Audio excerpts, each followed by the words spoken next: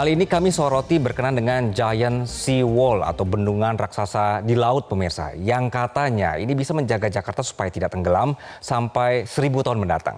Nah ternyata dinilai ini masih kurang kajian bahkan berdampak negatif pada lingkungan. Termasuk menjadikan Jakarta sebagai waduk sampah. Selama fase B sudah berjalan maka apakah masyarakat benar-benar sudah merasakan dampaknya? Nah berikut adalah penelusuran jurnalis Metro TV Reda Pulpi dalam segmen Telusur Kasus.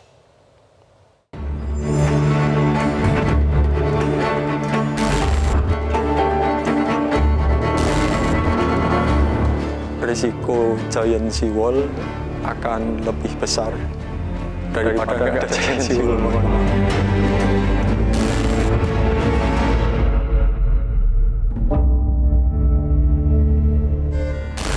Ini adalah Giant Sea Wall atau tembok laut raksasa yang ada di penjaringan Jakarta Utara yang disebut-sebut ini berguna untuk menghalau air laut masuk ke pemukiman warga. Bahkan ini disebut menjadi salah satu cara untuk mencegah Jakarta, bahkan Pulau Jawa tenggelam. Tapi apakah ini efektif dan apakah ada efek lainnya terhadap lingkungan? Ikuti penelusuran kami.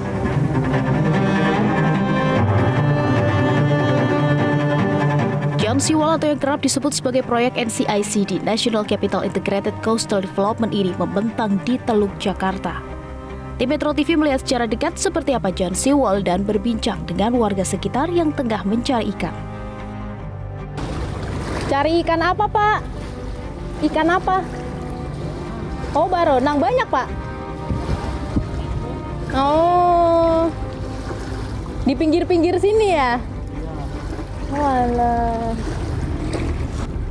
Semenjak ada tanggul, ikannya jadi makin banyak ke pinggir nggak, Pak?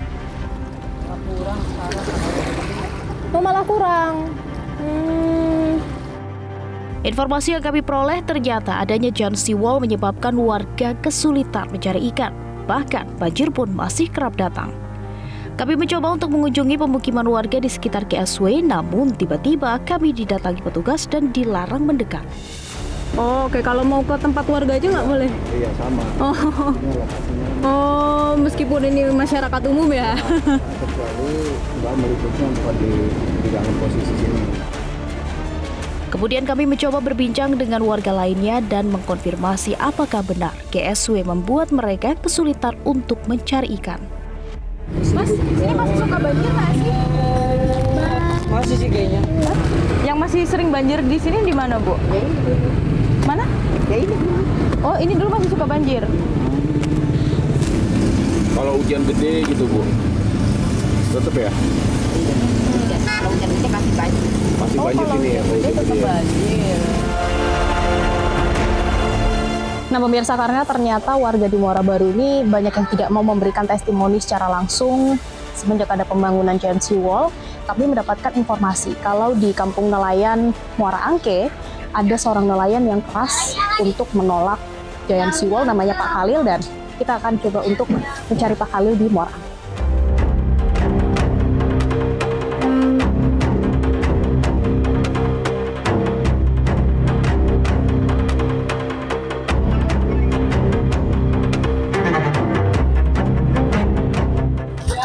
Nah, saya sudah bertemu dengan Pak Khalil. Iya, nah Pak Khalil sudah berapa lama Pak tinggal di sini? Kalau di Muara Angke di pesisir dan di pinggiran sungai Kali Ciliwung Muara Angke ini sudah hampir 40 tahun.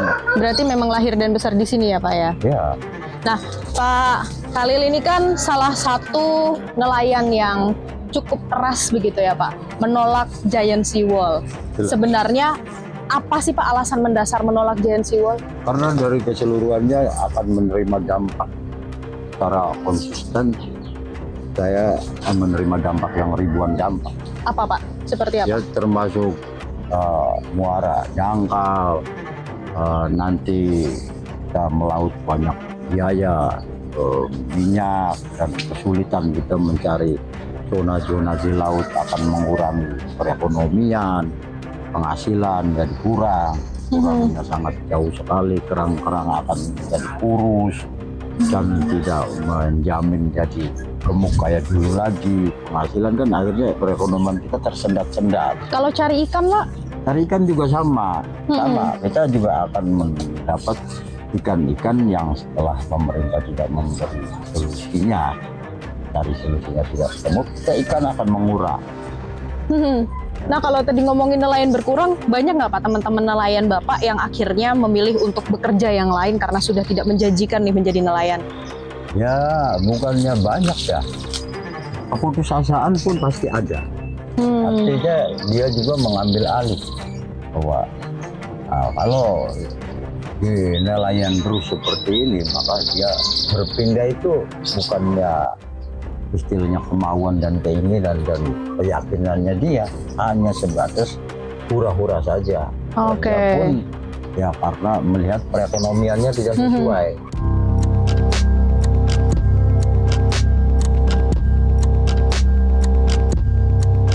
Penerapan Giant Sea Wall di Indonesia ini sebenarnya hampir mirip dengan Giant Sea Wall yang ada di Belanda dan Korea. Kalau di Belanda, kalau kita lihat ini ada dua penutup begitu, ada dua tembok yang tujuannya adalah kalau tembok yang paling dekat dengan laut ini jebol, masih ada satu tembok lagi yang bisa menahan sehingga air laut ini tidak langsung ke pemukiman warga di sana. Sementara yang di Korea ini ada sedikit perbedaan tujuan. Kalau di Belanda dan Indonesia, Giant Sea Wall ini ditujukan untuk mengurangi penurunan muka air laut. Kalau di Korea tujuannya adalah untuk menjadi pertanian. Jadi di dalam bendungan ini nanti airnya akan menjadi air yang bisa digunakan untuk mengairi pertanian. Nah, bukan hanya di Jakarta, Kota Semarang ini sebenarnya juga memiliki masalah yang sama, yakni penurunan muka tanah. Meskipun kalau kita lihat memang ada sedikit perbedaan. Kalau di Jakarta memang jumlah penduduknya lebih banyak dibandingkan Kota Semarang. Nah, bagaimana Kota Semarang ini mengatasinya adalah dengan membangun polder-polder yang sebenarnya polder-polder ini juga bisa diterapkan di Jakarta yang disebut-sebut oleh sejumlah peneliti ini merupakan salah satu cara yang lebih aman, efisien, dan tentunya lebih murah. Meski menelan anggaran hingga triliunan rupiah, namun Giant Sea Wall dinilai masih kurang kajian. Saya kira memang kita terutama peneliti dari Indonesia itu kurang. Ya saya berharap kalau ada Giant Sea Wall mungkin ada 10 PhD baru atau 12 gitu. Dan BRIN akan senang memfasilitasi itu. Tapi untuk Jakarta memang risetnya harus banyak merujuk dari riset-riset yang ada di Belanda, terutama yang ada di seputaran Afsluitdijk. Kalau ada Giant Sea Wall, maka permukaan air di Jakarta, di mean sea levelnya, di dalam kolam sea wall akan diturunkan 2 meter. Mengapa diturunkan 2 meter? Agar aliran air sungai yang masuk ke kolam retensi raksasa yang di laut itu bisa turun secara gravitasi. Di Jakarta sekarang sudah -3 di bawah permukaan laut yang paling rendah. Nah, kalau ada Giant Sea Wall, dia akan diturunkan, dan kalau ada bocor, maka risiko Giant Sea Wall akan lebih besar daripada nggak ada Giant Sea Wall, mohon maaf. Sebenarnya ada RUTR 2030 yang dibuat sendiri oleh Pemda Jakarta, Pemda DKI, yang di sana Pemda membagi Jakarta bagian utara menjadi 66 sistem polder. Sehingga nanti ada tempat yang memang dikorbankan untuk tetap banjir, sementara di dalam mangkok itu ada daratan, tempat pemukiman orang-orang dan seterusnya. Kalau kerugian banjirnya Jakarta, potensi kerugian banjir tahunannya Jakarta, diinvestasikan untuk mengurus sistem polder ini, dalam 1 tahun pun Jakarta risiko banjirnya akan turun 80%. Tak hanya itu, proyek yang sudah muncul sejak tahun 2007 ini tampaknya masih menimbulkan pertentangan dari sisi lingkungan. Yayat Supriyatna, pengamat tata kota, bahkan menyebut GSW bisa menjadi waduk sampah jika pemerintah tak melakukan kajian mendalam. Nah, sekarang pertanyaannya, kalau Giant Sea Wall dibuat di Jakarta, itu yang 13 sungai itu bagaimana cara melindunginya? Jangan-jangan dia akan menjadi kolam limbah. Nah, ini bagaimana menfilternya, bagaimana memprotek sungainya. Ya, jadi kita tahu kalau dari puncak itu bening sampai Jakarta menuju muara hitam. Bening, hitam, kalau terakumulasi di Giant Seawall, saya nggak tahu lagi warnanya warna apa. Apalagi dia mengendap. Nah, berarti kajian kita belum sampai ke sana, Pak? Belum, baru kajian teknisnya. Kajian teknisnya sudah ada, cuman kajian terkait investasinya. Kalau misalnya ini mengharap kepada APBN, ya udah tutup mata aja. Tapi berapa besar APBN itu mampu membiayai? Nanti kan ada perawatan, pemeliharaan. Bahkan Walhi menegaskan bahwa masyarakat, terutama nelayan, sudah merasakan dampak negatif Giant Seawall.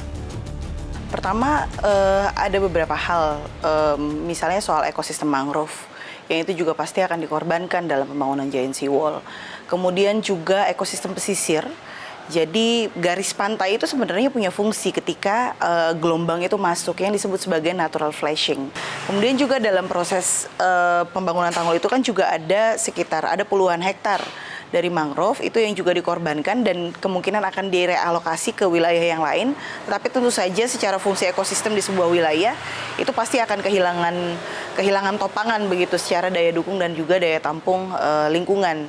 Sekaligus juga dalam pantauan kami dan beberapa dokumen yang kami analisis begitu ya tentang NCICD atau Giant Seawall ini, itu tidak dilihatnya Kepulauan Seribu yang hari ini sudah dalam kondisi kritis, di mana 6 pulau sudah tenggelam, 23 sudah dalam keadaan kritis, memperoleh dampak yang lebih mendalam begitu dalam kondisi kritisnya hari ini akibat dari pembangunan Giant Seawall. Ternyata di balik segudang manfaat Giant Seawall yang digembar-gemborkan oleh pemerintah, ada dampak negatif terhadap lingkungan. Tentunya perlu kajian lebih lanjut dan juga mendalam sebelum proyek besar ini dilanjutkan. Karena pemirsa, jangan sampai justru Giant Seawall ini membawa dampak negatif terhadap warga Jakarta dan juga Pulau Jawa pada tahun-tahun mendatang. Dari Jakarta, Tim Liputan Metro TV.